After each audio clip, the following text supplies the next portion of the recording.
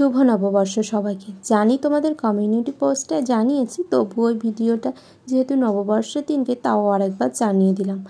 যাচ্ছি হচ্ছে গোষ্ঠ মেলায়। আজকের পয়লা বৈশাখ।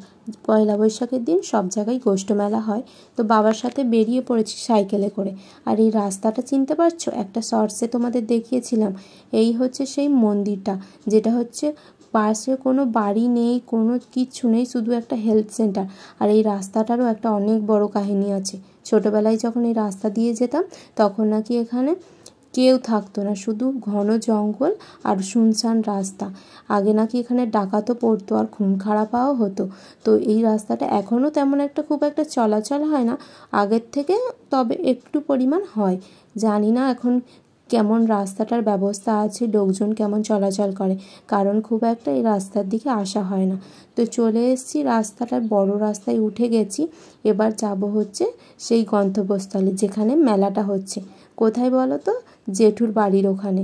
এতটা গরম পড়েছে যে ভিডিওটা একটু দেরিতেই আসবে, কিন্তু পয়লা বৈশাখের দিন অতটাও গরম ছিল না। তো দেখতে দেখতে মেলায় চলে এসেছি। মেলায় যেই উদ্দেশ্যে আসা সেটা হচ্ছে মেলার দোকানপাট ঘোরা, কেনা নয়। কারণ মেলায় এতটা পরিমাণ দাম হয়, কি আর বলবো তোমাদের। মেলায় যেহেতু ডাক বসে, মানে একটা দোকান বসলে এত টাকা দিয়ে বসতে হয়, ওদের যে কদিন মেলা হবে সেই অনুযায়ী বসে। এটা কি তোমরা জানো? আমি কিন্তু জানতাম না, আমার মার কাছ থেকে এটা আমি জেনেছি। তো দেখতে দেখতে সঙও চলে এসছে, সামনে ডিজে বক্স আসছে, সবাই নাচছে। তো আগের মতন সঙ আর তেমন হয় না। কেন বলো তো? জানি না কেন। আগে 15, 20, 25টা পর্যন্ত ভ্যান, সবাই সেজে আসতো, কত কি ঐতিহাসিক জিনিস সেজে আসতো। এখন যেন বাস্তবতাই তুলে ধরছে, কিন্তু অতটাও ভালো লাগে না। এখন শুধু নিজেদের মজাটাই সবাই বোঝে, আগের মতন আর সঙটা তেমন হয় না। তো এত কিছু দেখার জন্যই মেলাতে আসা।